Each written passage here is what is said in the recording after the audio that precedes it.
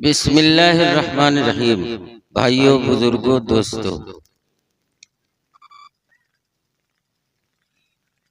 इस दफा आप लोग बहुत जमे हो। हम तो बैठते हैं तो हिलते नहीं, न घाती। एगो बात सुनाते हैं। आप लोगों ने जो मंजर देखा पसंद आया? हलक से न बोलो, दिल से बोले। बोलो जी, पसंद आया? बूढ़े लोग बोले तो अच्छा है।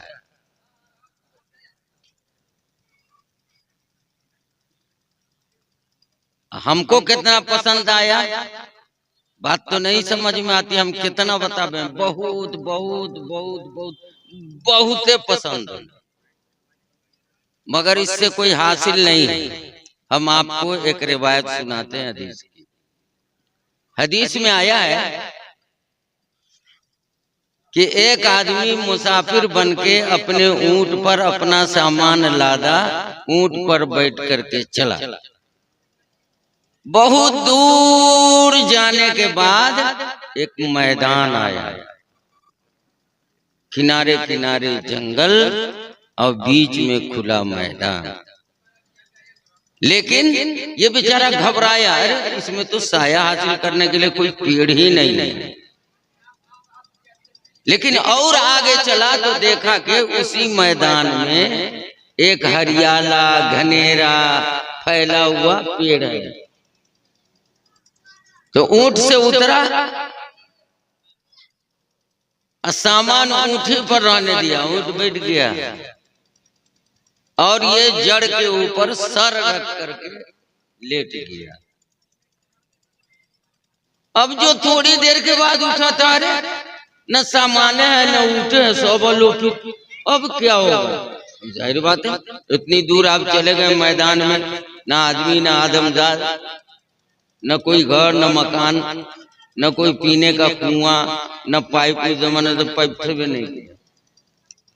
अब जो ये बेचारा उठा तो बहुत परेशान हुआ। परेशानी के बारे में आप ही सोच सकते हैं, हम भी सोच सकते हैं, आप भी सोच सकते हैं कितनी परेशानी हुई। अरे कम वक्त सामान ले गया रहता, ऊंट तो कम से कम रहता।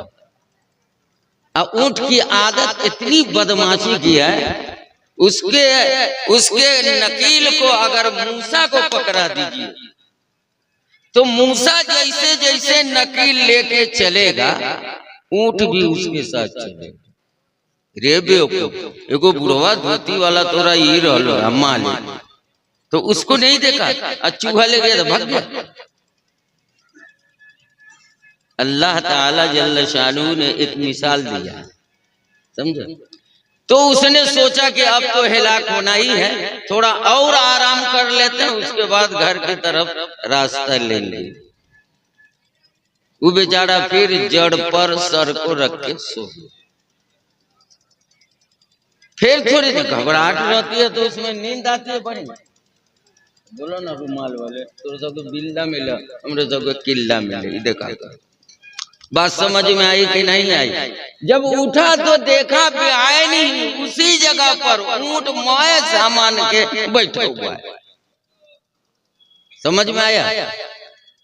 ओ भाई, समझ में आया? सिर डोला बता तो सिर कौन देखिए उतना भीड़ में। अब ये बतलाइए कि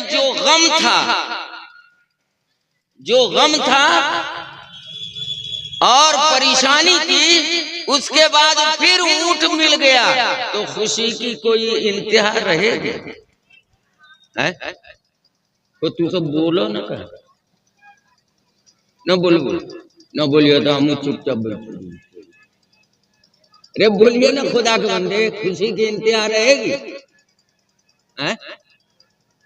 तो उतने ही खुशी हमको हुई है कि गुमशुदा ऊंट हमारा वापस आ गया है, मैं सामान के बच्चों के साथ, बच्चियों के साथ, धनकौल के साथ, बिलाई दरब खाने के साथ।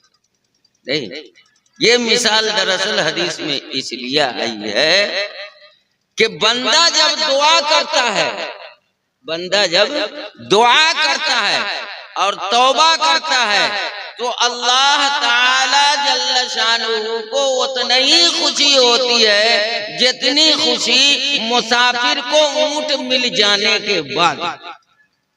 असल हुजूर सल्लल्लाहु अलैहि वसल्लम ने इसलिए मिसाल दी। बात समझ में आई कि नहीं?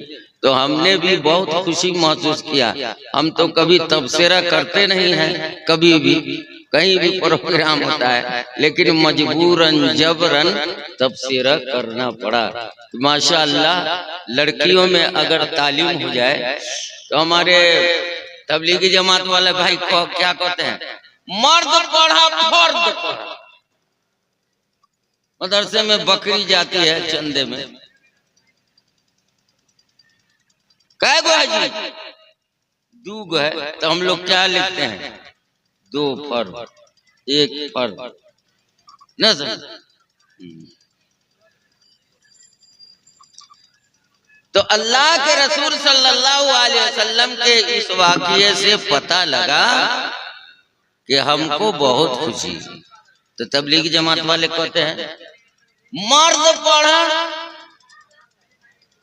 खाली जी न जुलाबो, मतलब तबलीगी जमात में न आप लोग तो जानिए, मर्द पढ़ा तो फर्द पढ़ा। एगो मर्द पढ़ के रख दे, वो तो बाहरे बाहरे रहता है, घर में औरत रहती है, घर में औरतें को कहाँ मर्द पढ़ाता है।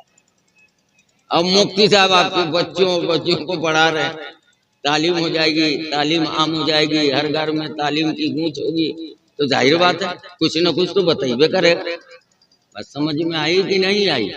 और औरत के बारे में पढ़ा कि औरत अगर पढ़ी तो पूरा घर पढ़ा, खानदान को छोड़ दीजिए, पूरा घर पढ़ा। तो मर्द के पढ़े से कुछ बोले, औरत के पढ़े से इतना फायदा है, वो बच्चे को कोई चीज याद न रहेगा, उस्ताद कहेंगे याद करके आओगे तो याद कराएगी न कराएगी। और लड़कियों के पढ़ने से बहुत बड़ा फायदा है। एगो बात आपको कहते हैं, हमारे जमाने से सर में दर्द नहीं हो रहा था, आई घर से चले ना तो दर्द हो रहा था, मेरे तेरी दर्द खत्म है।